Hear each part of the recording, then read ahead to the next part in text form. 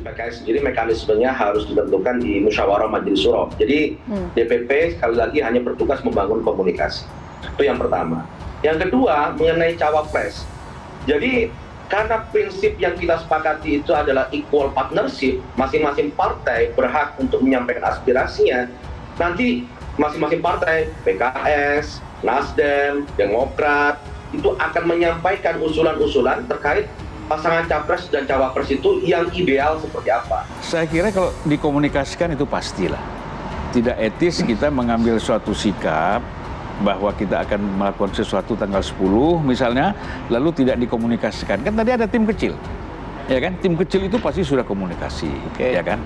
Cuman kan kadang-kadang biasalah saling menjaga, ya saling bagaimana mengatur supaya ini enak semua kan gitu.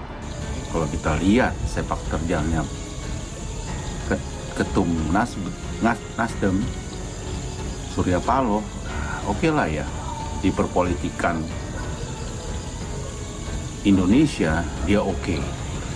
Jadi kalau misalnya nih membuat kesalahan kedua setelah terburu-buru memilih bakal capres, terus kerjasama lagi dengan yang namanya Demokrat, makin terpuruk Nasdem.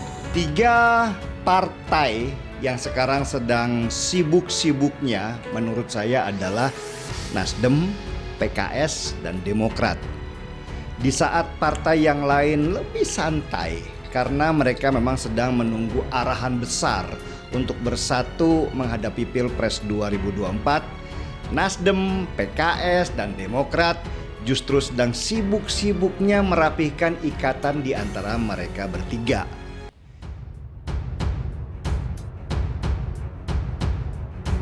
Tidak satu suara, Nasdem pingin punya bandar, PKS dan Demokrat tolak tegas. Sebelumnya, deklarasi koalisi perubahan yang digagas Nasdem, Demokrat, PKS pada 10 November gagal terrealisasi. Deklarasi tersebut menurut petinggi Nasdem kemungkinan bakal mundur hingga akhir tahun. Pemunduran itu ditengarai karena PKS masih harus menggelar rapat majelis syuro, sementara Ketua Umum DPP Partai Demokrat Agus Harimurti Yudhoyono baru pulang ke Indonesia pada 10 November. Menanggapi hal tersebut, Wakil Ketua Umum Partai Gelora Fahri Hamzah menyebutkan bahwa mundurnya deklarasi terkait dengan belum ada kesepakatan bandar. Fahri menyebutkan untuk memenuhi presidensial threshold 20%, partai bisa bergabung untuk membangun koalisi. Namun keputusan itu tergantung dengan sosok bandar. Pihak PKS langsung menegaskan membantah keberadaan bandar besar yang ingin menguasai koalisi perubahan. Sama dengan PKS, Demokrat lewat juru bicaranya Herzaki Mahendra menyampaikan dengan tegas tak ada sosok bandar dalam koalisi perubahan. Herzaki membeberkan deklarasi pengusungan Anies Baswedan sedang dipersiapkan.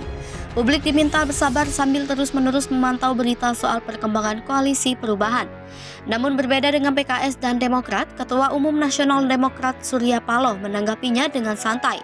Paloh mengaku ikut berharap dengan adanya bandar besar dan ingin tahu siapa sosok bandar yang disebutkan. Menurutnya, si bandar terus mau dekat dan bersimpati dengan Partai Nasdem sehingga partainya itu akan menghormati bandar tersebut. Meskipun demikian, Surya Paloh tetap waspada apabila nantinya ternyata si bandar justru malah akan mengacaukan koalisinya dengan Demokrat dan PKS. Nasdem didesak keluar dari kabinet Presiden Jokowi. Ini kata Surya Paloh. Ketua Umum Partai Nasdem Surya Paloh menegaskan partainya berkomitmen berjalan bersama pasangan Presiden dan Wakil Presiden Joko Widodo Ma'ruf Amin hingga kepemimpinannya usai pada 2024.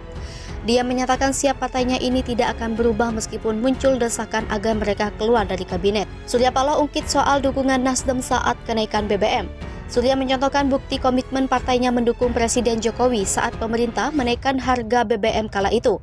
Surya menyatakan mereka menjadi satu-satunya partai yang secara eksplisit mendukung kebijakan ini. Dia menjelaskan, partainya menilai kebijakan ini merupakan langkah yang tepat. Oleh sebab itu, Surya mengatakan Nasdem mendukung sepenuhnya kebijakan kenaikan harga BBM. Surya Paloh bercerita soal pertemuannya dengan Presiden Jokowi membahas kebijakan ini. Ia menyatakan sebagai satu-satunya partai yang mendukung kebijakan kenaikan BBM.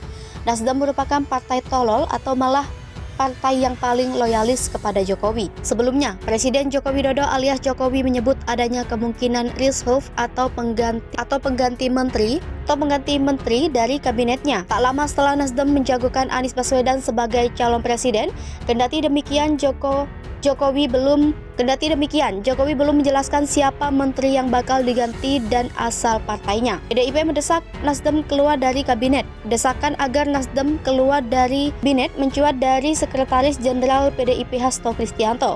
Dia menyindir dengan menyatakan biru keluar dari pemerintahan Jokowi. Hal itu disampaikan Hasto ketika menjelang soal lukisan di Gedung B, kantor DPP PDIP di Jakarta Pusat. Lukisan tersebut menggambarkan peristiwa perobekan warna biru bendera Belanda di Hotel Yamoto, Surabaya pada 19 September 1945. Beberapa hari berselang, Hasto juga menyebut partainya mendukung rencana reshuffle. Menurutnya, Jokowi memerlukan menteri yang loyal dan solid untuk menyelesaikan masalah rakyat. Menurut Hasto, Jokowi berhak menggunakan kewenangannya untuk mengevaluasi jajaran menteri, utamanya yang tidak tegak lurus menjalankan perintah Jokowi. Politikus senior PDIP itu merujuk pada menteri yang merupakan kader Partai Nasdem. Pasalnya, partai ini mendeklarasikan Anies Baswedan sebagai calon presiden yang dinilai merupakan antitesa dari Jokowi. Kemesraan Paloh dan Puan Maharani, Nasdem sebut tak pernah ada yang diperlakukan begitu. 2 hari sebelum berkunjung ke Nasdem Tower, Ketua DPP PDIP Puan Maharani mengutus Ketua DPP PDIP Bidang Pemenangan Pemilu, Bambang Wuryanto, untuk menyampaikan rencana kedatangannya pada Senin 22 Agustus 2022. Bambang Pacul merupakan bagian dari tim advance yang bertugas menjalin komunikasi awal sebelum pertemuan Puan dengan petinggi partai politik dalam rangka penjajakan koalisi menuju Pilpres 2024. Memboyong sejumlah pejabat teras partai, Puan pun tiba di Nasdem Tower, Jakarta sekitar pukul 11.00.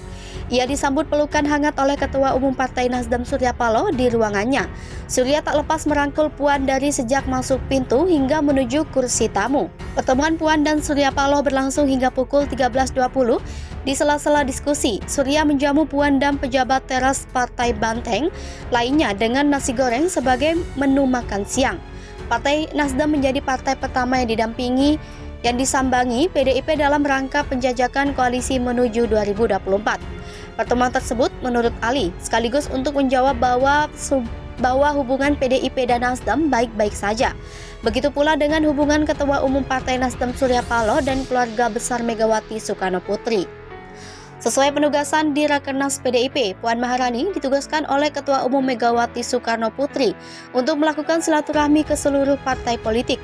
Puan mengaku tidak ada alasan khusus memilih Nasdem sebagai partai yang pertama disambangi. Ia mengucapkan terima kasih karena disambut Surya Paloh dengan hangat dan kekeluargaan. Usai hampir 2,5 jam bertemu, Puan menyebut banyak kesamaan pandangan antara PDIP dan Nasdem. Kendati demikian, keduanya belum memutuskan sepakat berkoalisi. Senada, Surya Paloh menyebut Nasdem dan PDIP memiliki banyak kesamaan. Kedua partai akan menggelar pertemuan selanjutnya untuk membahas peluang koalisi di pemilu 2024. Ia menyebut kondisi perpolitikan menuju Pilpres 2024 masih sangat dinamis, termasuk terkait sosok capres dan koalisi. Meskipun Rakernas Nasdem telah menetapkan 3 nama bakal capres, yakni Anies Baswedan, Andika Perkasa, dan Ganjar Pranowo, Surya mengakui keputusan tersebut masih bisa berubah.